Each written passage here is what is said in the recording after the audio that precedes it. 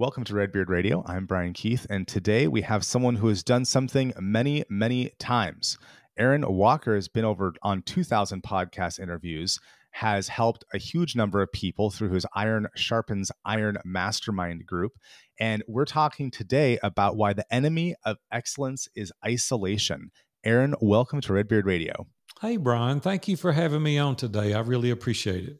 I am so excited because when I saw that you talk about isolation and excellence, I thought, yeah, that's such a big thing that when I look at, and I've been in business for 10 years now, when I look at the times where I've had the most growth, I can point directly to which group was I in right then, that really the interactions with that group, like, 2013 to 2014, why did I do so well right there? Oh, it was Jermaine Griggs and Automation Clinic, his group.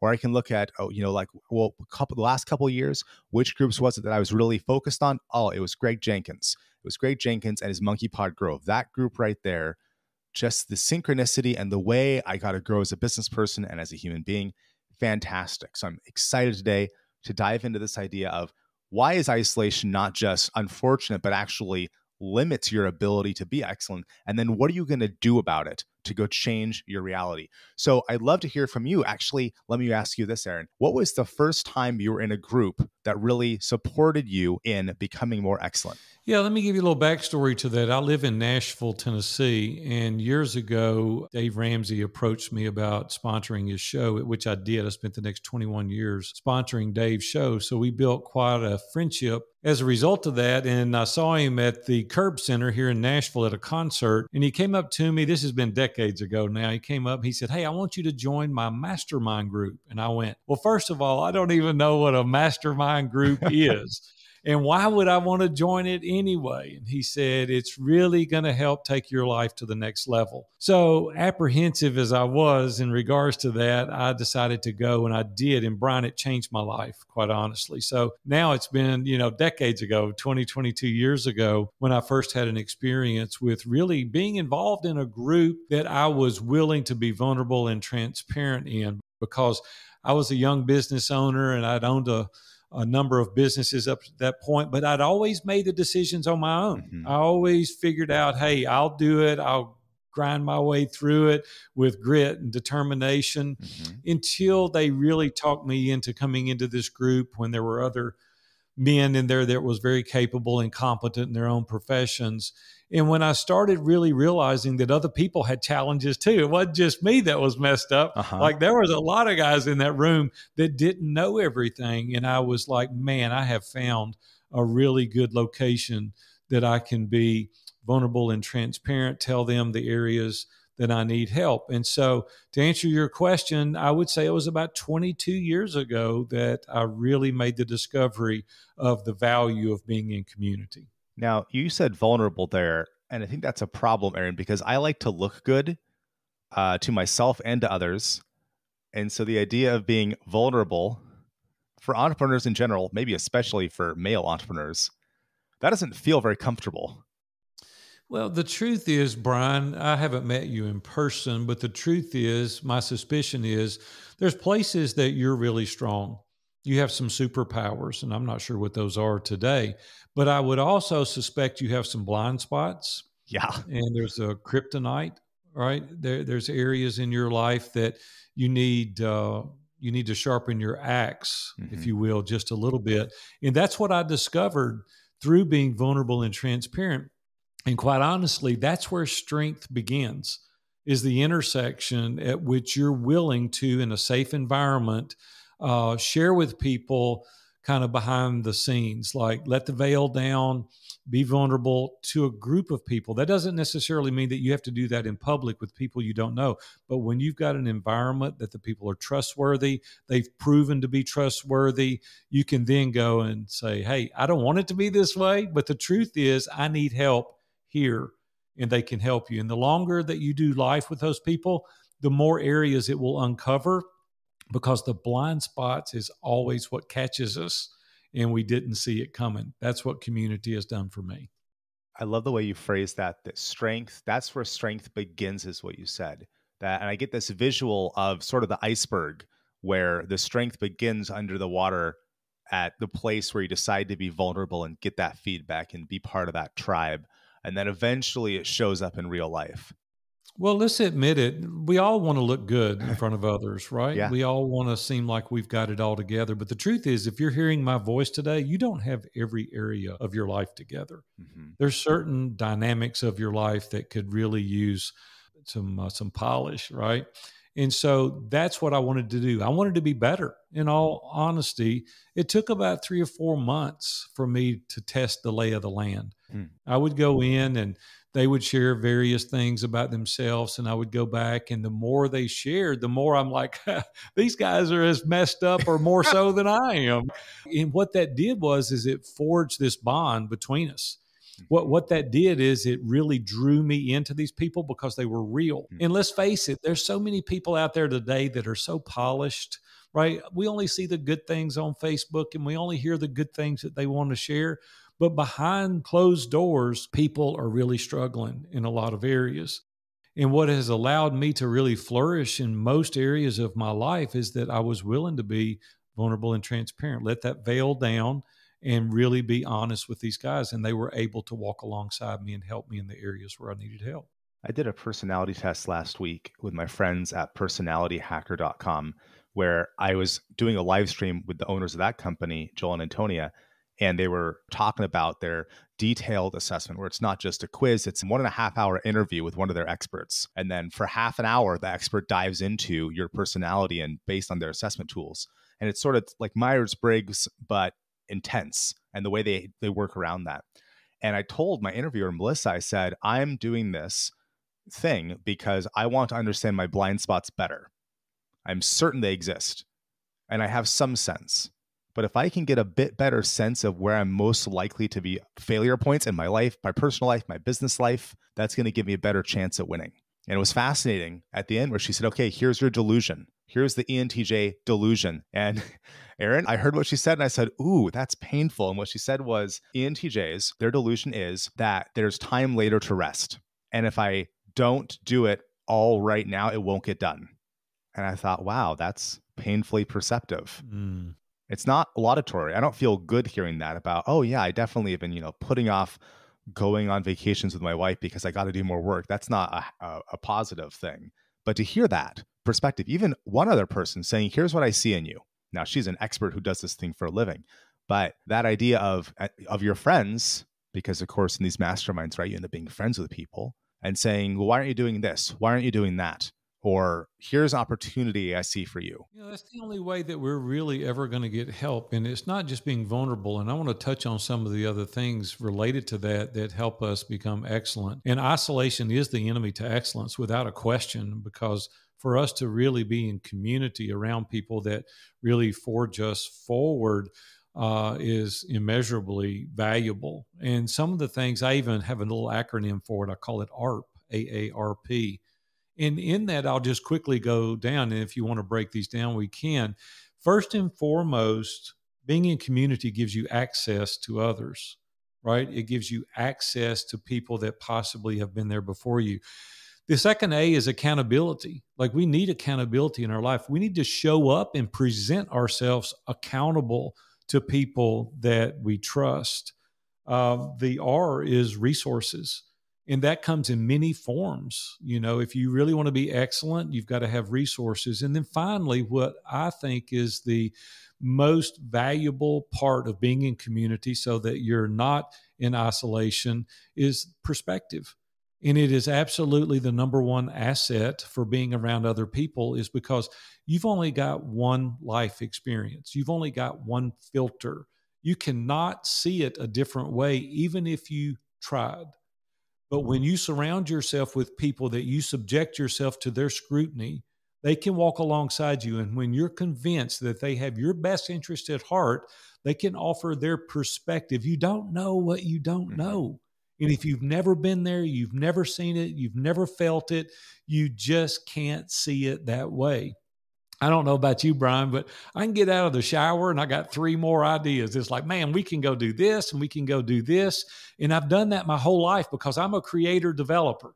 I'm not a maintainer manager. Like Mm-hmm. I've started 14 businesses. This is our 14th Wow. business over 43 years that we've created. And I remember year after year after year, I would go in the Eagles in Dave Ramsey's mastermind. And I go, guys, I'm excited. Like, this is what I want to do. And Dave would go, or Dan Miller would go, that's the stupidest thing I've ever heard of. And I'm like, what? Rude. And they would say, well, wait a minute. They would say, listen, if you do this, maybe it will work. Mm-hmm. If you've got this resource, maybe it would refine it. If you were to look at it from this perspective, and then we would formulate a plan that we would come out of there with something that was useful. And that's what we need to do today with people. We need to be able to have a safe place that we can be vulnerable and transparent, share our ideas to get people like Dave going, that's the stupidest thing, Brian, I've ever heard of in my life. Or, man, if we do this, it's going to be phenomenal. You see, now we're starting to become excellent. We're starting to do the places and do the things in our life that we're in our lane of genius, not in our zone of competence. And we're able to really move the needle. And that's why I'm such a proponent of being in community. I love it. For people who want more perspective in 2022, how does someone who hears that perspective and says, I want that, obviously I need more of that, what are the best ways to go get more of that? Yeah, well, the obvious answer to that is self-serving to me. I mean, that's what we do. We do masterminds. And so it sounds a little bit self-serving, but the first thing I would do is maybe find some people in your community. Maybe just get around some competent, capable people that can meet with you on a regular basis.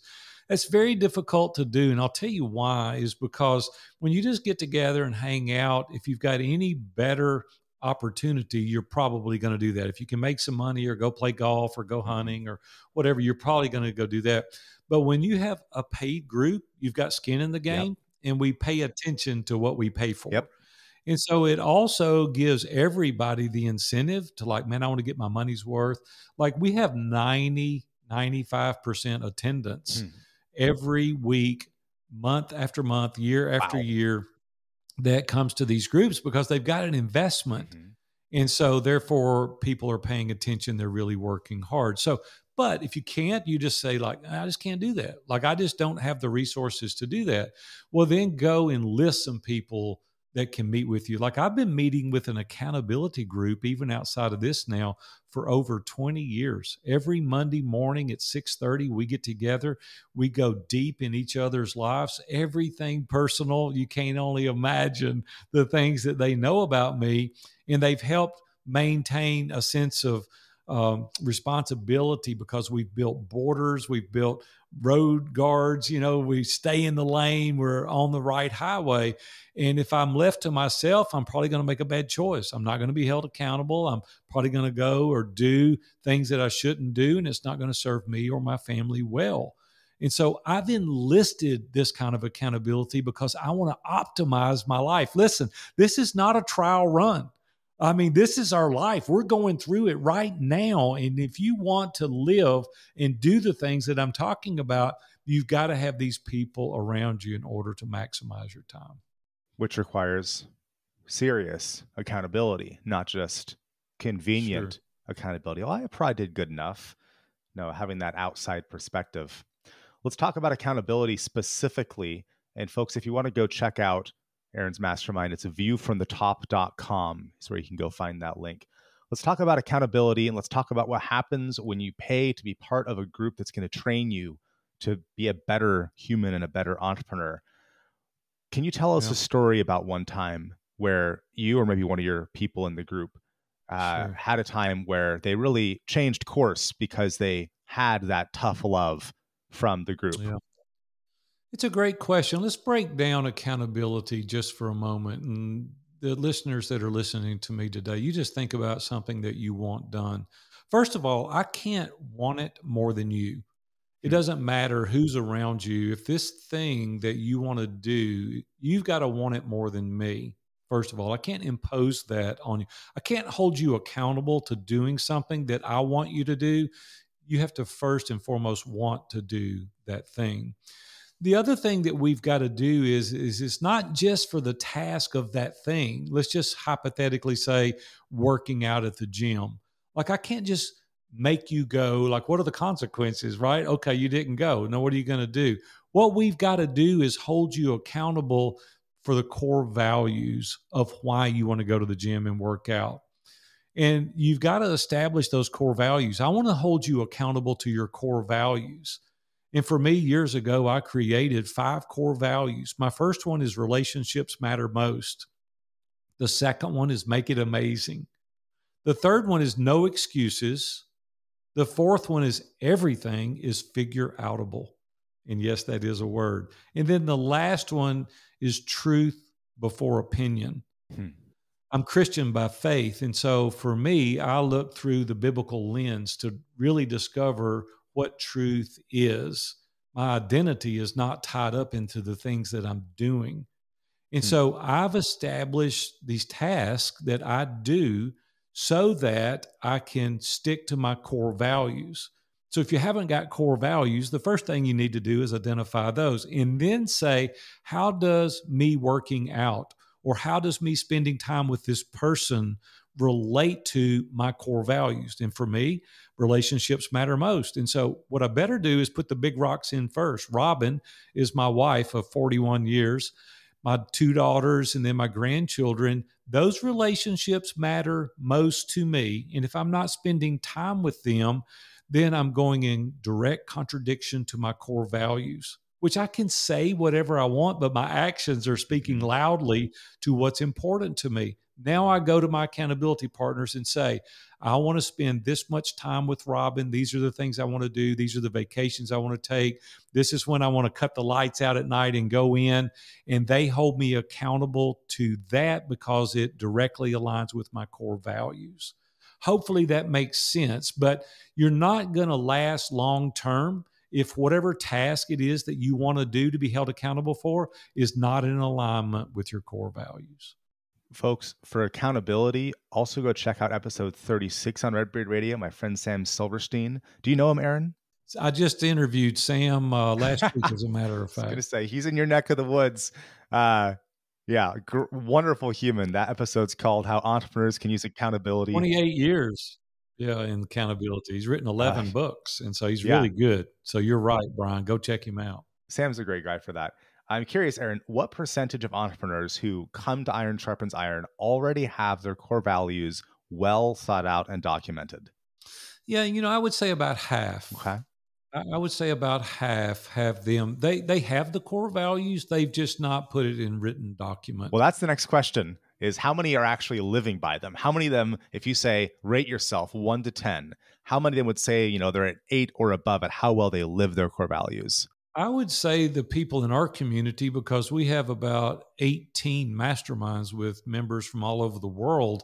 Once they get in, they know really how much we emphasize that this is something very valuable. And they do accomplish that and they do live by that. That's the reason the vast majority of the people in our groups are really moving the needle, is because we implement this strategy. We really help you dial in to the things that you want to accomplish, which is another thing that we really talk a lot about is what do you want? Mm-hmm. I actually wrote a document called that, What Do I Want? And it's for free. If you'd like, reach out to me. I'll be happy to give it to you. But most people, Brian, are living their life reactively, not proactively, and they don't even know what they want. They don't know where they want to go, the lifestyle they want to live, the money that they want to make, the money that they want to give away, the impact and the legacy that they want to live. They can't clearly articulate that. Here's what I hear more than anything. I want more. I want bigger. I want better. I want shinier. I want faster. And then when they get it, it's kind of like the dog that caught the car. They don't know what to do with. Yeah. Then they find out it really doesn't scratch the itch like you thought it was going to. And then they've got to back up and reevaluate. These are the things that we help people clearly map out so that you're living your life proactively. It's beautiful. I just bought my mother's company here. She's in the process of retiring. We're lendersonlinetraining.com. We're the leading trainer for lenders on tax return analysis and financial statements analysis in the US. And so I acquired this company. Fantastic. And I have another company. What am I going to do with it? Well, I have some very specific objectives, and I can tell them to the team and say, here's where we're going.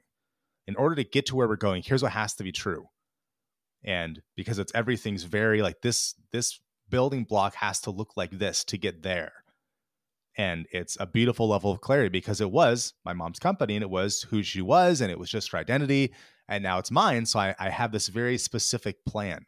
And it's just the energy that comes loose because then you start asking, well, should I do thing X?